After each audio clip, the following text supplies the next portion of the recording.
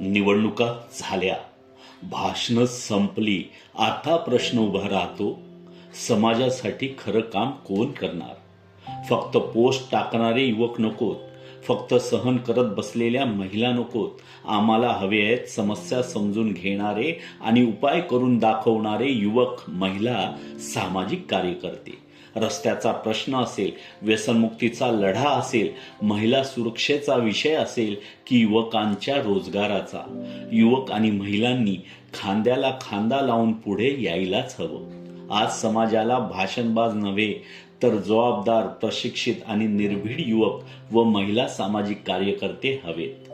कारण नेतृत्व जन्मजात नसतं, ते घडवावं लागतं. म्हणूनच भारतीय फर्स्टच्या सोशल लीडरशिप प्रोग्रामला जॉईन करा, जिथे युवकांना दिशा दिली जाते, महिलांना नेतृत्व दिलं जातं आणि कार्यकर्त्याला खरा समाजनेता बनवलं जातं.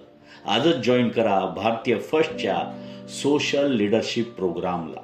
कारण समाज बदलायचा असेल तर नेतृत्व युवक आणि महिलांकडूनच येणार आहे.